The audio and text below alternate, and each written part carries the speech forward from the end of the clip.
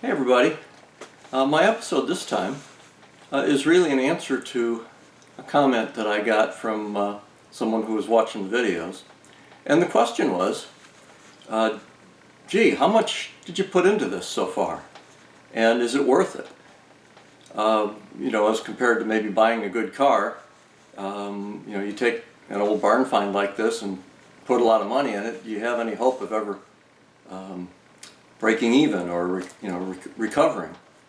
And so I thought about that for a while and went back through my records. I'm going to walk through and show you what I had to spend to get where I am and what I intend to spend.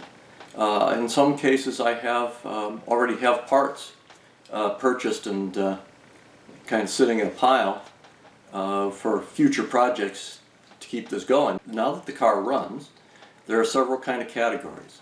One is you got general maintenance, right? You got to go through all the systems of the car. I've been going through, brakes. I'm going to go through transmission, rear axle. It's like fluid changes and inspections and so forth before I get too many more miles on it. There's things to do on the body. There are things to do on the interior. So with that as a lead-in, I'm going to walk through some things. I'll show you some charts here in a minute. But, item number one was you have to get the engine working. And to get the engine working, you got basic systems: ignition system, fuel system, electrical. And so job number one was to choose an engine shop. And I looked at a number of them, and the prices depended on the kind of work that you were going to have done. And I think my highest quote was around $7,000 to do the engine. But that gentleman was from a race car shop, and a high performance shop, and it was a specialty build. And I opted to go toward the lower end to a shop that remanufactures engines because I was trying to do more of a stock build, and I thought their expertise was they rebuild a lot of stock engines, and their know-how in that area is very good. If I was going to push this engine, take off the tune port and push it to higher RPM, I might have chosen a different shop. The engine, and I had to pull it twice, and I had to go get a second block and so forth. Basically, the engine and all the parts and the costs to get the car to run was about $5,600. And there's like $2,400 in the engine and the block and so forth, just the base engine. Then I had the ignition parts. I had to go through all the ignition parts, the fuel system, the cooling system, radiator. The Recore was over $400, but that radiator was so corroded from sitting so long that they couldn't flow anything through it. It was just, I don't have a picture, but they showed me the corrosion in it before they redid it, and it was plugged solid with brass corroded and solder residues. There were a number of sensors. Just maybe I could have economized and not replaced a few of them, but some of them actually needed replacement. Accessories: starter motor, alternator, air pump. The air pump was stuck. The alternator might have worked, but I really didn't want to mess with it at that time. I set it on the side, and one of these days I'll take it apart and rebuild it, probably. The starter worked, but it was pretty bad looking, so I went ahead and replaced those.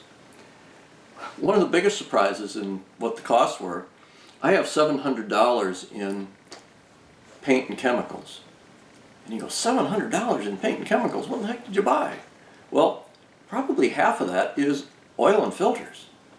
When I went through this process, I think I'm up to 5 or 6 oil changes now, because I did an oil change in the beginning when I spun the engine over. I did another oil change, after the first engine cam break-in. And every time you do one of these with VR1 and the fancy oils, it's $50 worth of materials for oil and filter every time. So that adds up.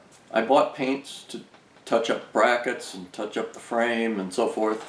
Bought special tools. I counted my tools like buying a scan tool, which I'll use for other things, but I counted it in the cost of the car. That got it running. If I go over to the body, the first thing was the windshield, and the windshield was cracked and not recoverable. I could have probably charged my insurance company and they wouldn't have known the difference, but it was broken when I bought the car, and I call it a point of ethics that I figured that was on my nickel. It got broken in storage somewhere, and I wasn't going to charge it off. The nose looks pretty good, but it's faded and it's got a crack. It needs to be repainted. I've already bought the paint. It's on the shelf. I went to a shop and had them match it for me, and I'm going to pull the nose off and refinish it. The rear hatch, the spoiler is out a ½ an inch beyond where it belongs. The trunk lid is, I've checked this very carefully. It looks like the sheet metal has moved relative to the glass, and it seems to be a common problem on third gen Camaro Firebirds. In any case, knowing that that it looks like the trunk lid has crept rearward, I've bought some sealants and supplies and adhesives to take that apart and work on it. You'll see that. I'll do that in a future episode.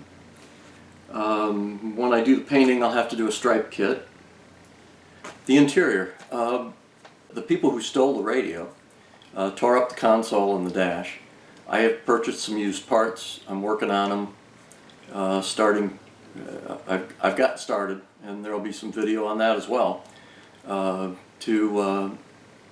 take the used parts, fix up their shortcomings, and put them together so that I can get the console and interior working. I also think I'm going to replace the carpeting. It's stained in a couple of areas pretty bad, and it's got a spot where it's worn through. So it's in my things to do plan. Air conditioning, I have the air conditioning up and going, so I've put some supplies in that. You already saw that I did new horns. So when I get the whole thing together as a summary, you can see I've got about it's $9,300 or so in there. And recognize that some of that is improvements to the car, and some of it's what you would call deferred maintenance. If you bought a different car and didn't restore it, tires wear out and you have to replace them. Brakes wear out and you have to replace them. So some of my expenses that I counted here, it's up to you how you'd like to count. I may even put a fancier, louder, nicer exhaust system on it. We'll have to see what comes there. But so it's about $9,300, and that's of course on top of the price of the car. I'm not going to tell you what that was exactly. I'll just tell you that it was a fair price. There were several of us negotiating for it. You know, when you're dealing with a car that's been in a garage that long and it's sitting and doesn't run, everybody's cautious about how much they want to spend.